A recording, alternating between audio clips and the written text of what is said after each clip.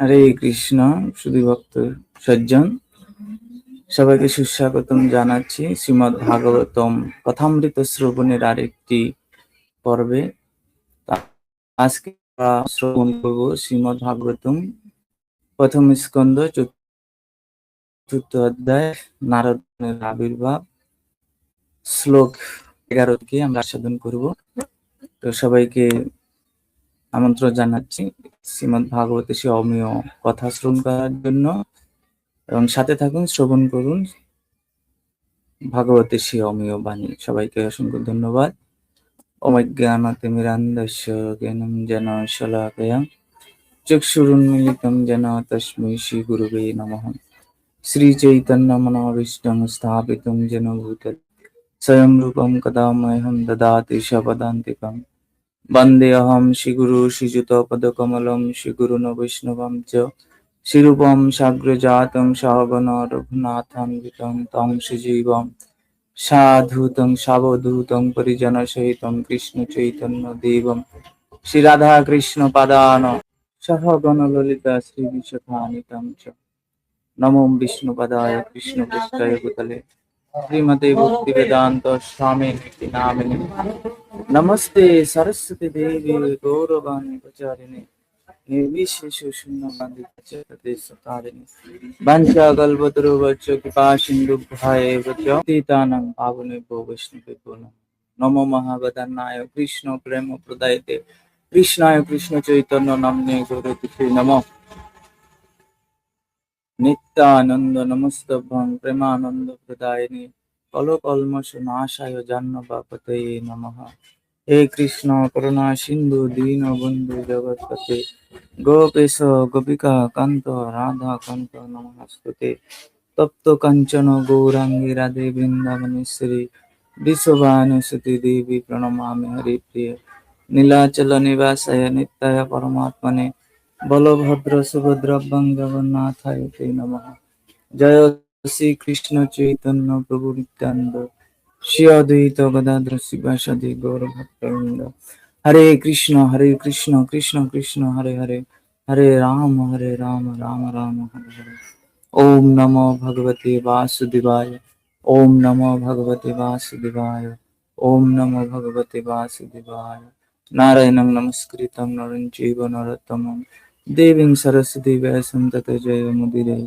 नष्टप्रायेषु अभद्रेषु नित्यं भागवत सेवया भागवत उत्तम श्लोके भक्तिर्भवति नैष्टिकी। श्री गुरु दीनतारिणं श्री चैतन्य ईश्वरं हरि ओम तत्सत्। हरे कृष्ण।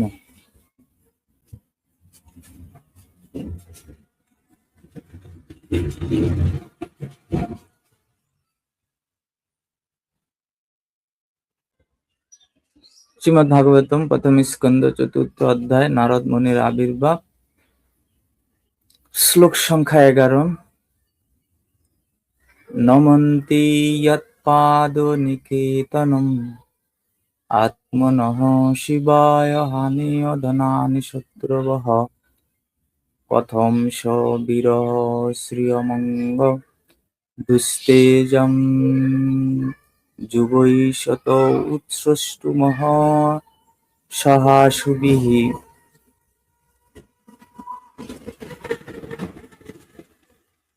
নমন্তি নমস্কার করে, যৎ পাদ যার শ্রী পাদ পদ্ম, নিকেতনম নিম্নে, আত্মনঃ স্বীয় শিবায় মঙ্গল, হানিও নিয়ে আসতো, ধনানি ধনসম্পদ, শত্রুবহ শত্রুরা। প্রথম কি কারণে, স তিনি, বীরহ বীর, শ্রিয় ঐশ্বর্য,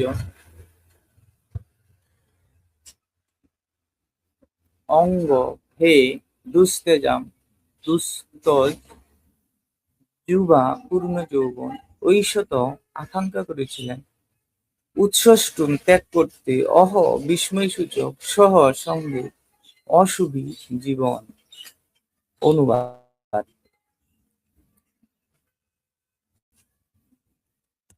তিনি ছিলেন এতই মহান এক সম্রাট যে তার সমস্ত শত্রুরা তার পদতলে প্রণতি নিবেদন করে তাদের নিজেদের মঙ্গলের জন্য তাদের সমস্ত ঐশ্বর্য সমর্পণ করত।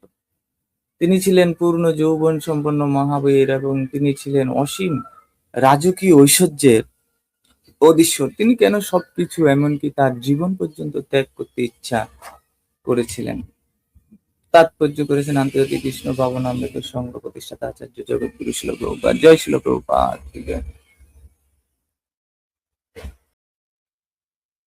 তার জীবনে অবাঞ্ছিত কিছুই ছিল না। তিনি ছিলেন পূর্ণ যৌবন সম্পন্ন এবং তার শক্তি এবং ঐশ্বর্য সহকারে তিনি জীবন উপভোগ করতে পারতেন। সুতরাং কর্মমুখর জীবন থেকে অবসর গ্রহণ করার কোনো প্রশ্নই ছিল না।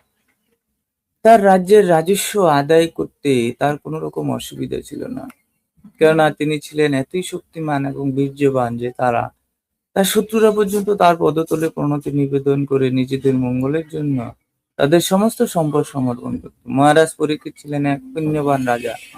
তিনি তার শত্রুদের পরাভূত করেছিলেন এবং তাই তার রাজ্য ছিল ঐশ্বর্যে পরিপূর্ণ। সেখানে অপর্যাপ্ত দুধ ছিল, শস্য ছিল, ধাতু ছিল, সমস্ত নদ নদী এবং গিরি পর্বত ছিল মণিরত্নে পরিপূর্ণ। সুতরাং জাগতিক দিক দিয়ে সবকিছুই ছিল সন্তুষ্টিজনক। তাই অসময়ে তার রাজ্য ত্যাগ করার এবং জীবন ত্যাগ করার কোনো প্রশ্নই ছিল না। তো ঋষিরা এই সমস্ত বিষয় শ্রবণ করতে অত্যন্ত আগ্রহী হয়েছিলেন। তার কৃষ্ণ এই 11 নং শ্লোকে শৌনকাদি ঋষিগণ সুত গোস্বামীর নিকট জানার জন্য প্রশ্ন করেছিলেন যে তিনি এত বলবান, ধার্মিক, নবযৌবন সম্পন্ন হওয়া সত্ত্বেও কেন তিনি এখনই অবসর গ্রহণ করে মৃত্যুকে আলিঙ্গন করতে চাচ্ছেন? এই বিষয়ে সন্দিহান হয়ে সেই শৌনকাদি ঋষিরা সুত গোস্বামীর নিকট জানতে চেয়েছিলেন যে কেন এই অসময়ে তিনি রাজ্য ত্যাগ করে জীবন পর্যন্ত ত্যাগ করার জন্য তিনি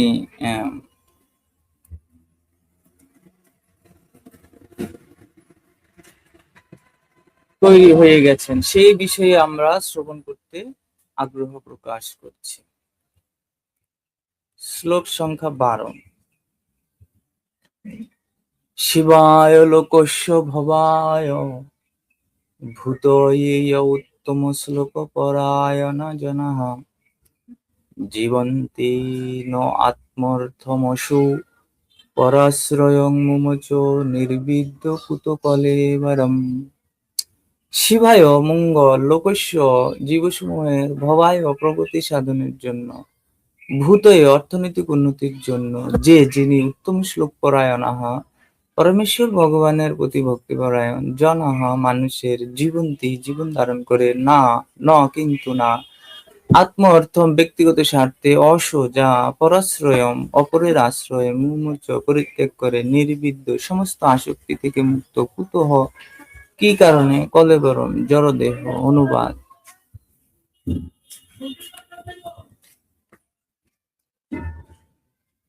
যারা পরমেশ্বর ভগবানের প্রতি ভক্তিপরায়ণ তারা কেবল অপরের মঙ্গল সাধন, উন্নতি সাধন এবং সুখ প্রদানের জন্য জীবন ধারণ করেন। তারা কোন রকম স্বার্থ সিদ্ধির জন্য জীবন যাপন করেন না। তাই মহারাজ পরীক্ষিত যদিও সব রকম জড়জাগতিক বিষয় শক্তি থেকে মুক্ত ছিলেন, তবু কেন তিনি তার দেহ ত্যাগ করলেন, যা ছিল অন্যদের আশ্রয় স্বরূপ? তাৎপর্য: মহারাজ পরীক্ষিত ছিলেন একজন আদর্শ রাজা এবং গৃহস্থ, কেননা তিনি ছিলেন পরমেশ্বর ভগবানের ভক্ত।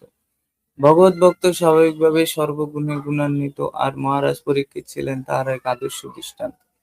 ব্যক্তিগতভাবে সব রকম জাগতিক ভোগৈশ্বর্যের প্রতি তার কোনো আসক্তি ছিল না।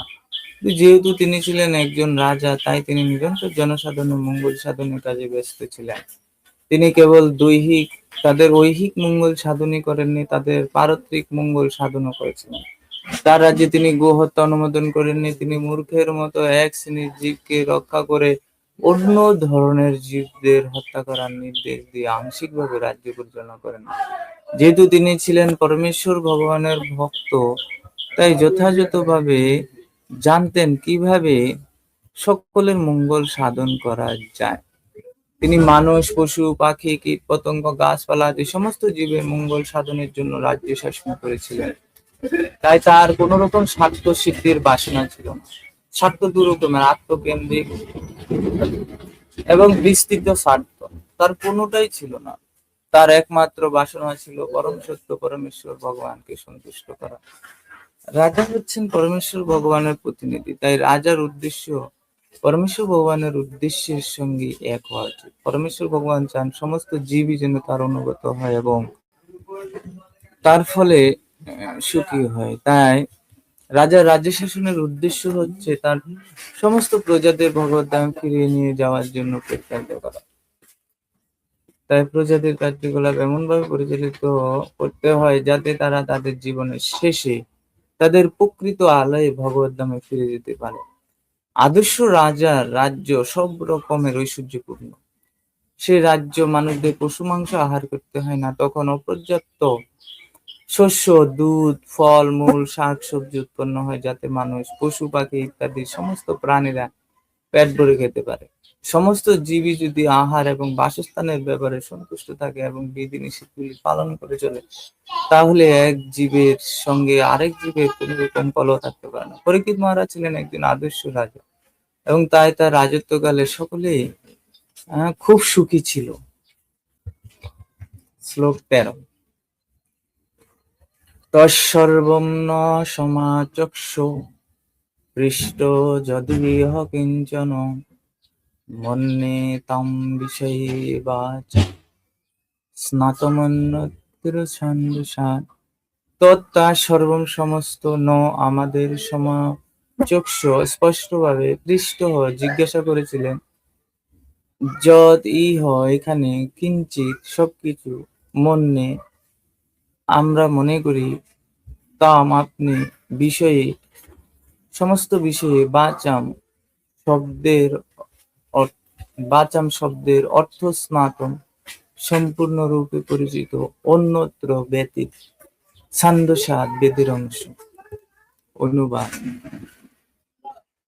আমরা জানি যে বেদের কয়েকটি অংশ বেদের সমস্ত বিষয়ের অর্থ সম্বন্ধে আপনি বিশেষভাবে পারদর্শী এবং তাই আমরা আপনাকে যে প্রশ্নগুলি করেছি তার উত্তর আপনি স্পষ্টভাবে বিশ্লেষণ করতে পারেন।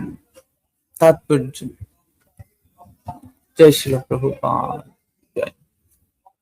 বেদ এবং পুরাণের পার্থক্য হচ্ছে ব্রাহ্মণ এবং পরিব্রাজকের পার্থক্যের মতো।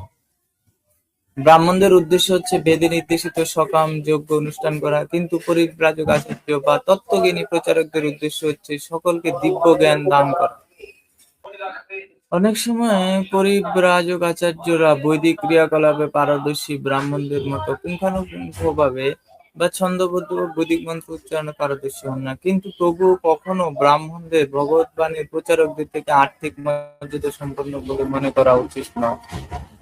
এদের উভয়ের উদ্দেশ্য এক, কিন্তু ভিন্নভাবে সেই উদ্দেশ্য সাধিত হচ্ছে। তাই বুঝতে হবে যে তা একাধারে ভিন্ন এবং অভিন্ন। বৈদিক মন্ত্র, পুরাণ ও ইতিহাসে যা বিশ্লেষণ করা হয়েছে তার মধ্যেও কোনো পার্থক্য নেই। ছিল জীব গোস্বামীর মতে মাধ্যাহ্নদীন শ্রুতিতে বর্ণনা করা হয়েছে যে সমস্ত বৈদিক শাস্ত্র যথা সাম, অথর্ব, ঋগ, যজুঃ, পুরাণ, ইতিহাস, উপনিষদ ইত্যাদি পরমেশ্বর ভগবানের নিঃশ্বাস থেকে উদ্ভূত হয়েছে। তাদের মধ্যে একমাত্র পার্থক্য হচ্ছে যে অধিকাংশ বৈদিক মন্ত্রের প্রণব ওমকার দিয়ে শুরু হয় এবং তা আবৃত্তি, ছন্দ, উচ্চারণের শিক্ষা গ্রহণ করতে হয়। তবে তার অর্থ এই নয় যে শ্রীমদ্ ভাগবতের গুরুত্ব বৈদিক মন্ত্র থেকে কম। পক্ষান্তরে শ্রীমদ্ ভাগবত হচ্ছে সমস্ত বেদের সুপক্ষ ফল, যা পূর্বে বর্ণনা করা হয়েছে। আর তাছাড়া ছিল সুখদেব গোস্বামী প্রমুখ সম্পূর্ণরূপে মুক্ত পুরুষেরা আত্মজ্ঞান লাভ করা সত্ত্বেও শ্রীমদ্ ভাগবত পাঠে ছিলেন মগ্ন। ছিল সুত গোস্বামী তারই পদাঙ্ক অনুসরণ করেছেন এবং তাই যদিও তিনি ছন্দবদ্ধভাবে বৈদিক মন্ত্র উচ্চারণে পারদর্শী ছিলেন না, তবুও তার পদমর্যাদা কোনো মতেই কম গুরুত্বপূর্ণ ছিল না। বৈদিক মন্ত্র উচ্চারণের পারদর্শিতা নির্ভর করে অভ্যাসের উপর, কিন্তু তত্ত্বজ্ঞান উপলব্ধির বিষয়।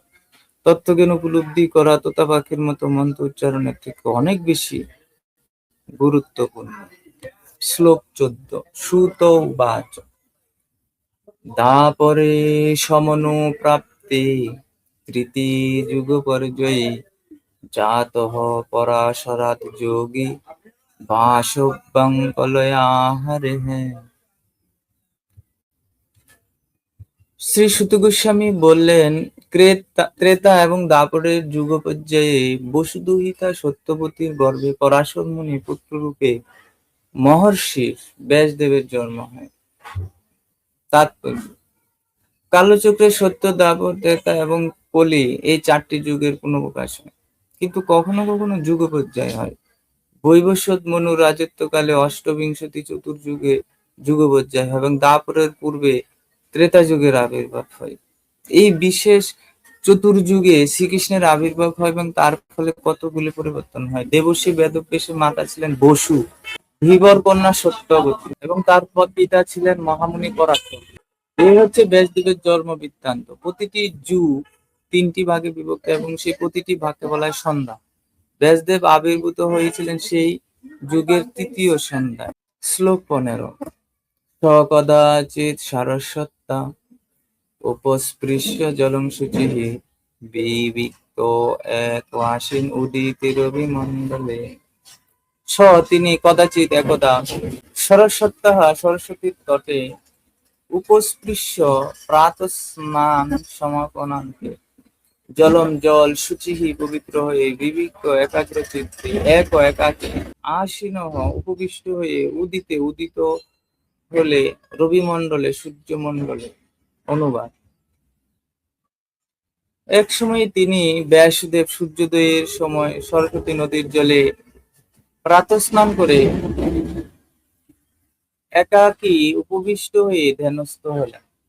এক সময় তিনি ব্যাসদেব সূর্যোদয়ের সময় সরস্বতী নদীর জলে প্রাতঃস্নান করে একাকী উপবিষ্ট হয়ে ধ্যানস্থ হলেন। এক সময়ে তিনি ব্যাসদেব সূর্যোদয়ের সময় সরস্বতী নদীর জলে প্রাতঃস্নান করে একাকী উপবিষ্ট হয়ে ধ্যানস্থ হলেন। তাৎপর্য: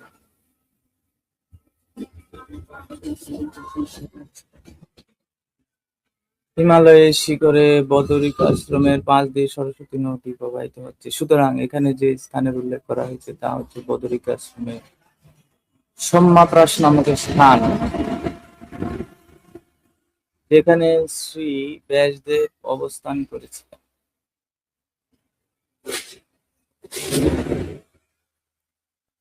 হরে কৃষ্ণ। আজকে সেই 15 নং শ্লোক পর্যন্তই আমরা বিশ্রাম রাখবো। পরবর্তীতে আমরা সেই 16 নং শ্লোক থেকে আস্বাদন করব। সবাইকে অসংখ্য ধন্যবাদ শ্রবণ করার জন্য, সাথে থাকার জন্য, এবং সকলেই এই ভাগবত কথা শ্রবণ করবেন এবং এই ভিডিওটি সবাই শেয়ার করে দিবেন এবং অবশ্যই লাইক কমেন্ট অবশ্যই করবেন এবং আপনাদের প্রশ্ন থাকলে অবশ্যই কমেন্ট বক্সে আপনারা সকলে কমেন্ট করবেন। সবাইকে অসংখ্য ধন্যবাদ জানিয়ে আজকে এখানেই বিশ্রাম রাখছি। হরে কৃষ্ণ কৃষ্ণ কৃষ্ণ হরে হরে, হরে রাম রাম রাম হরে হরে। जय ग्रंथराज श्रीमद् भागवतम की जय, जय गुरु शिल प्रभुपाद की जय, पतित पावन परमाराध्य गुरु महाराज की जय। गौर प्रेमानंदे हरि हरि।